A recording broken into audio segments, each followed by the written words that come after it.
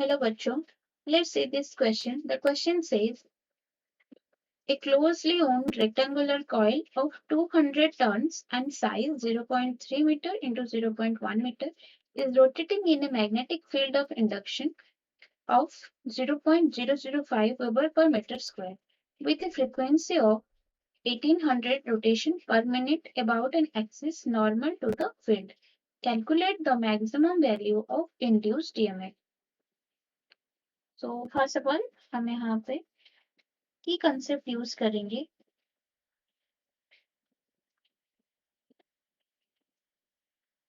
Induced EMF और motional EMF. तो let's see question में हमें क्या गिवन है, एक क्लोजली उन रेक्टेंगुलर कॉइल। लेट ये एक रेक्टेंगुलर कॉइल है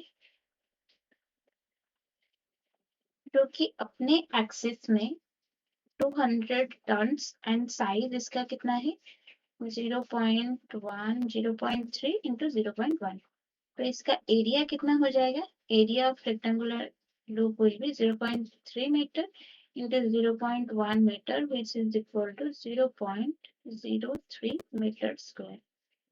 Then क्या given है, rotating in a magnetic field of induction of magnetic field हमें given है कितना है 0.005 वेबर पर मीटर स्क्वायर। ये मैग्नेटिक फील्ड गिवन है विद ए फ्रीक्वेंसी गिवन है 1800 रोटेशन पर मिनट। इसको हम रोटेशन पर सेकेंड में कन्वर्ट करेंगे तो ये हो जाएगा 1800 divided by 60 is equal to ये 0 बच जाएगा 30 rotation per second. Then about an axis normal to the field. About an axis normal to the field. That means ये इस तरह कुछ रोटेट कर रहा है, इस एक्सिस से रोटेशन कर रहा है with some angular velocity omega, और जो मैग्नेटिक फील्ड है वो इस तरह प्लेस्ड है into the plane perpendicular to the axis of the rotation.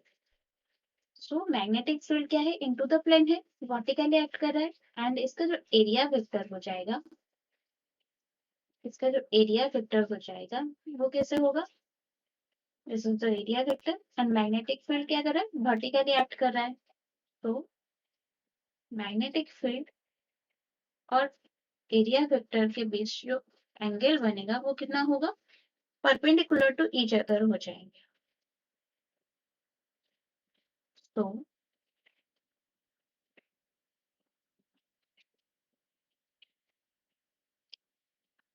And then क्या होगा, हमें क्या करना है, maximum value of induced EMF हमें निकालना है।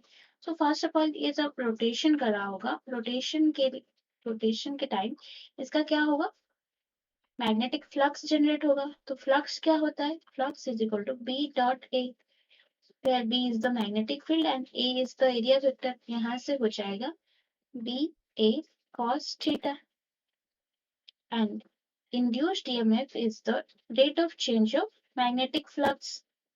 Induced EMF E is the rate of change of magnetic flux d phi by dt. Magnetic flux हमेशा EMF को EMF के ऑपोजिट डायरेक्शन में होता है, दैट मीन्स उसको अपोज करता है, इसलिए हम नेगेटिव साइन यहाँ पे यूज कर रहे हैं। तो ये हो जाएगा negative of d phi by D t. तो डी फाई की जगह हम पुट करेंगे minus b a cos theta by dt. And yes, for n number of turns, n हमें given है 200 turns, for n number of turns EMF कितना हो जाएगा, EMF for n number of turns will be minus n हमें given है d by dt of b a cos theta. So ये हो जाएगा कितना, माइनस n, मैग्नेटिक फील्ड यहाँ कांस्टेंट है और एरिया भी कांस्टेंट है, ये बाहर आ जाएगा।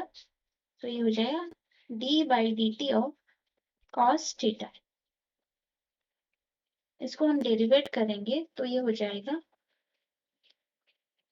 Minus N B A minus sine theta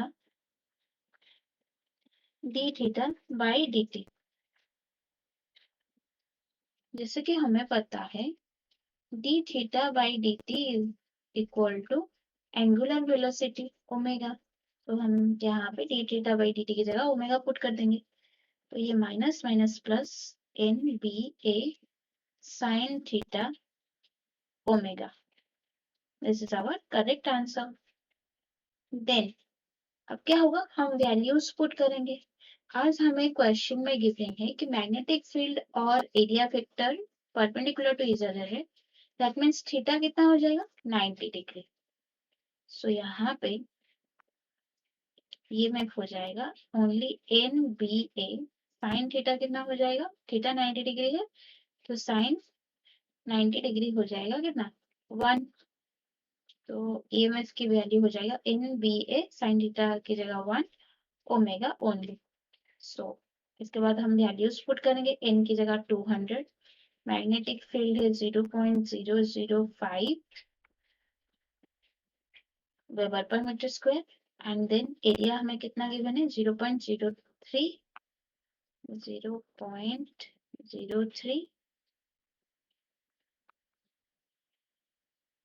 and जैसे कि हमें पता है omega is equal to 2 pi F. Here F is the frequency.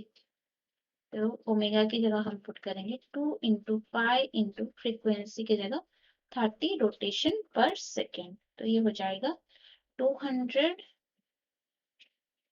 200 यहाँ से ये 2 इंटू 3 इंटू 0.005 इंटू 2 इंटू 3.14 जो कि पाई की वैल्यू है into 30 which is nearly equal to 2 into 3 6 12 12 into 30 ये 36 यहाँ से 0 का जाएगा 3.14 5.62 सॉरी 5.652 वोल्ट।